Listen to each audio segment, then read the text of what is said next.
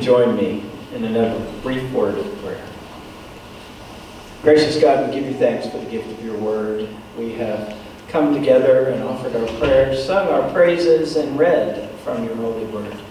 Now, as we seek to interpret your word, be with us, guide us, help us, and protect us.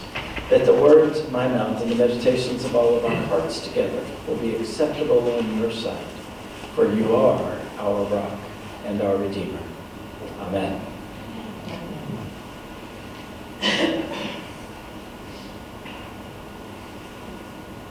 This was a hard text to decide where to jump in. I didn't want to assume that you fully understood some of the allusions that Paul was giving us in this particular segment of the letter to Corinth. He talks about the cross being a stumbling block for Jews and foolishness to the Gentiles or Greeks, depending on how you translate the words Paul is saying.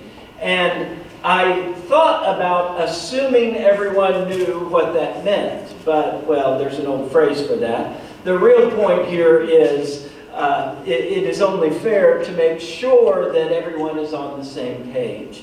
So I feel like we should start with the notion that, boy, I haven't even said anything offensive yet. Evelyn it's her daughter's birthday, and she has something scheduled. So we're glad to have been with you today. Give me time, though. We'll let you know. Yeah, we'll let you know what he said that was offensive enough to have to leave for. So, the stumbling block to the Jews. It's quite simply the notion of Messiah actually being crucified and dying was considered inappropriate to the understanding of the Jews and what Messiah is or who Messiah would be. Likewise, when you deal with the Greeks and the Gentiles, there was this idea that the body and soul are really separate things that are just put together briefly. So the notion of crucifying the body seemed like complete foolishness because it really didn't matter with the fully separated spirit because it would do its own thing anyway. So we have this unpacking of these two predominant schools of thought that Christianity is in the process of putting on its ear. Basically saying that the body and soul are completely joined and combined. They are part of one thing. And then it is only through death and resurrection that the soul is ultimately released. Likewise, it's okay if Messiah dies because resurrection is coming. See, for the Jews, the notion of resurrection never really existed except for the final resurrection. Right? Which is the same resurrection, I would argue, that we look for in the end of time. This intermediary one was a stumbling block. It was a point of confusion. And so this Christian message seemed very foolish to these who had held beliefs that didn't fit with what was going on in Jesus Christ.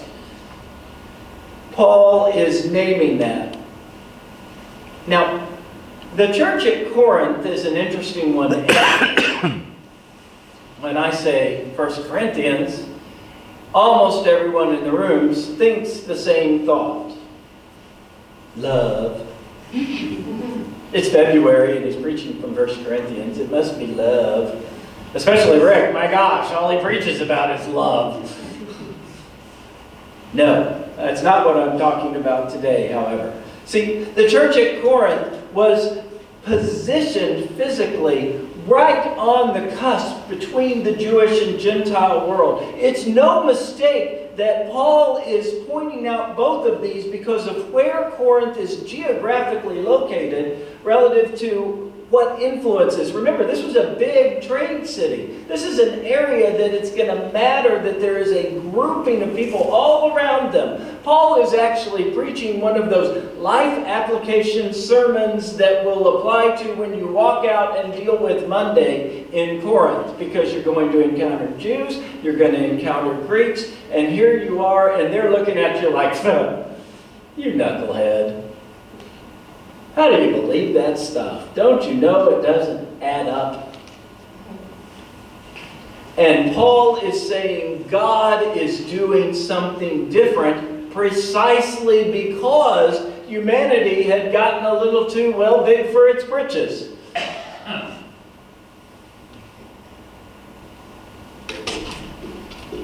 But this notion of foolishness is troubling for us. We don't want to be fools, right?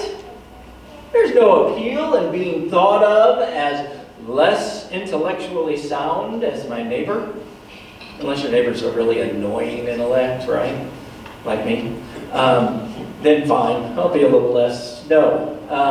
What I'm saying here is we don't like the language. Let's modernize this for a minute. If Paul were to have written the message of the cross and a life of self-sacrifice is foolish to capitalists and a point of confusion to communists. Right? The idea of giving yourself away to a capitalist makes little sense. I looked it up this week. According to the IRS, your volunteer hours are worth $25.43 an hour. Did you know that? You're worth $25.43 an hour in volunteerism. Now, for those in professional careers, they ought to be thinking to themselves, well, that's a ripoff, right? To those who are retired, they might think, hey, I wonder if I can work that in my taxes, because right now my time doesn't seem like it's worth a lot of dollars an hour. And for those somewhere in between that maybe are earning right in that zone, they're like, well, okay, that's fairly fair. But here's the thing. To a staunch capitalist belief, no matter what value you put on your hours, it does not make sense to give those hours away. In business school, they taught me, you should always know what you're worth. I wrestled with how to tell this story carefully. Let's just say that in the current blogs and advice areas for people actively working in business, one of the things that's out there all over the internet is comparative salary reviews for your kind of job.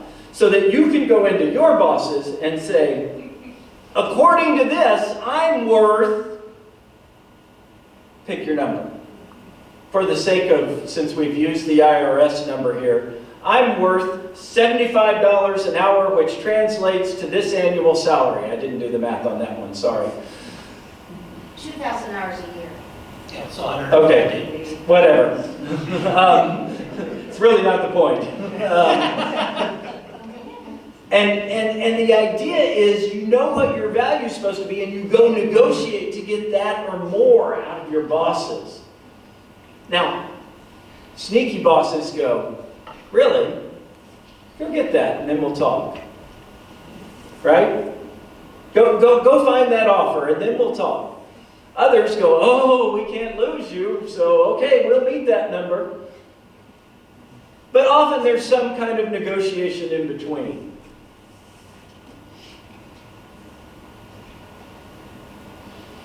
Now imagine going into your boss and saying, well, my volunteer value is $25.43 an hour, I know that. You think they wouldn't jump over the desk to sign you at that rate? Of course they would. By and large, in a professional situation, the values they just don't add up. Now, for those who are working say in part-time jobs that are making maybe $10, $11 an hour, you tell me that I'm worth my volunteer rate, I'm on board. That's bonus earnings. So it is a stumbling block to some. How can you say you're worth so much? And foolishness to another that says, how can you be worth so little?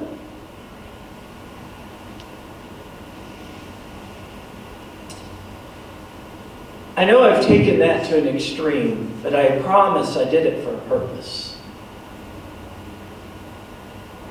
We Christians are called to be about more than just our value.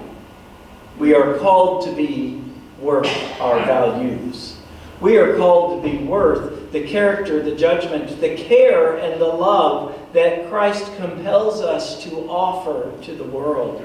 And you can't put a dollar value on that. What is the volunteer rate and how does that compare to sitting with a friend who is grieving? What is the volunteer rate and how does that compare to visiting someone who is ill? What is the volunteer rate and how does it compare to caring for someone in prison? What is the volunteer rate and how does it compare to feeding someone who is hungry? To one, it might be worth the IRS rate, but to the one who receiving that care, it is priceless.